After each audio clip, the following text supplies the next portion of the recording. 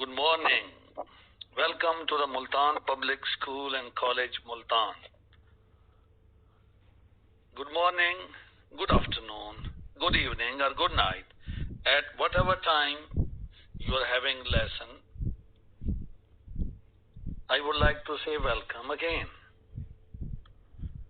Bismillahir Rahmanir Rahim. Hi dears, I am Mr Naeem, your biology teacher. We are going to study today the difference between breathing and cellular respiration. What are stomata and lenticels? The gaseous exchange in the plants and human respiratory system that consist of two parts, air passageways and the lungs. And at the end, I would like to give you a diagram for labeling.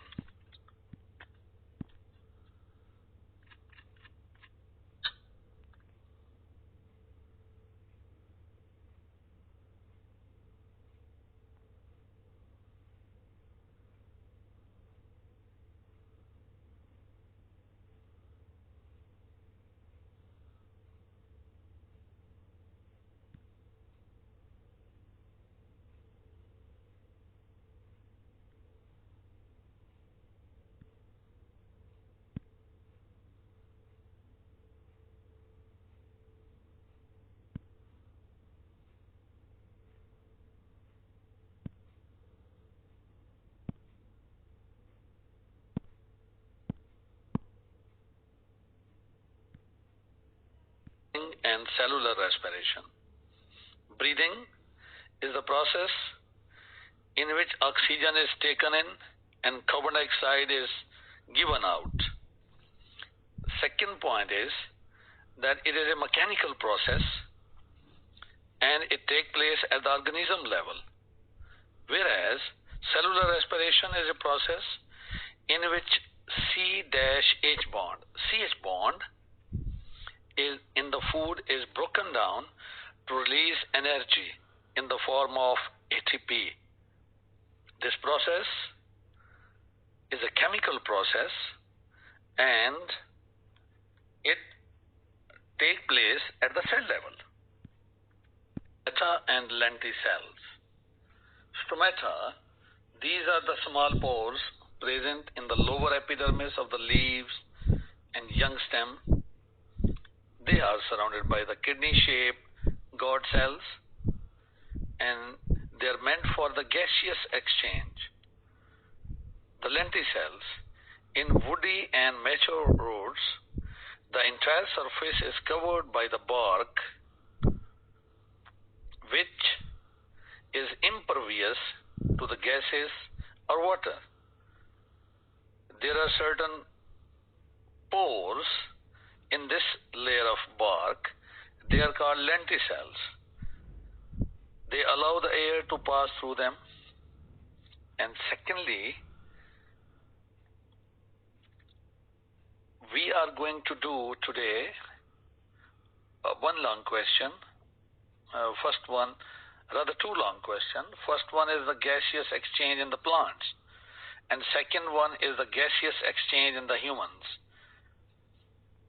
In this question, the gaseous exchange in the plants, there are three steps that we are going to discuss.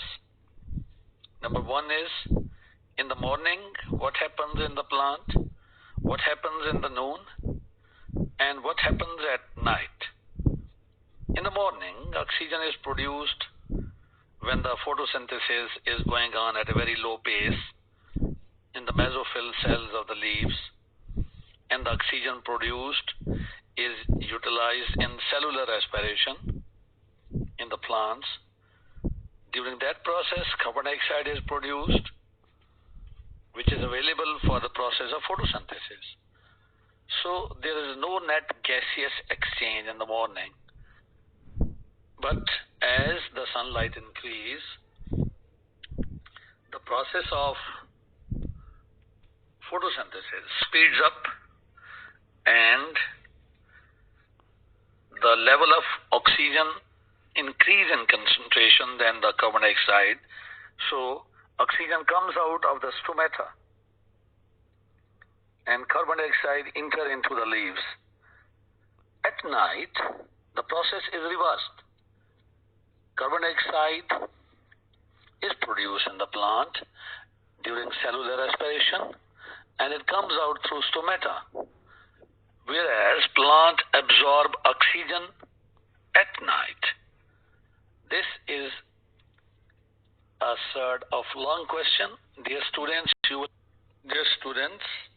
I'm going to discuss another long question with you, but mostly this comes out in the board exam as in the form of short questions. And this question is gaseous exchange in human.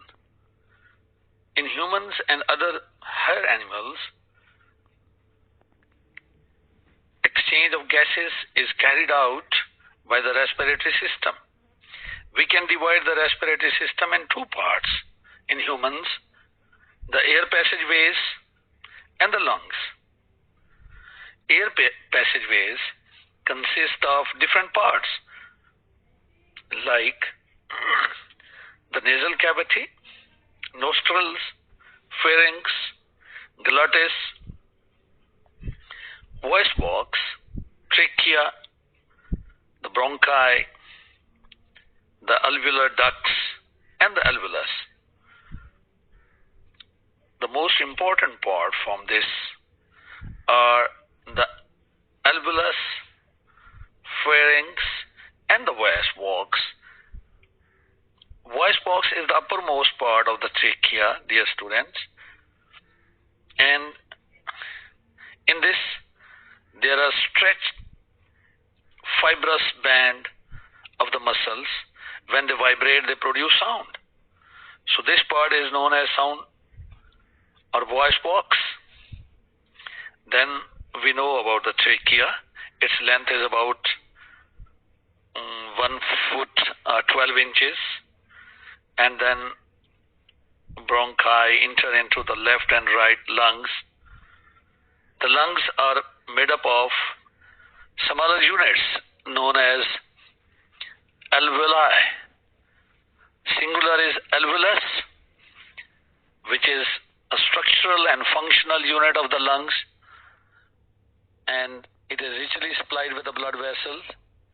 Blood passes through them in a single file. During this process, gaseous exchange takes place when the blood is flowing in the blood vessel around the alveolus. In the alveolus, oxygen is in high concentration. It diffuses into the blood capillary and then mixes up with the hemoglobin. Carbon dioxide moves from the capillary blood into the alveolus, and then this carbon dioxide traces its path through the alveolar duct, the bronchi, voice box, and then out of the body. So, dear student, this is the end of today's lecture. You will have to do some question as given at the end of the video. You should note them in your notebooks, and you should draw a diagram and label it. See you soon, inshallah.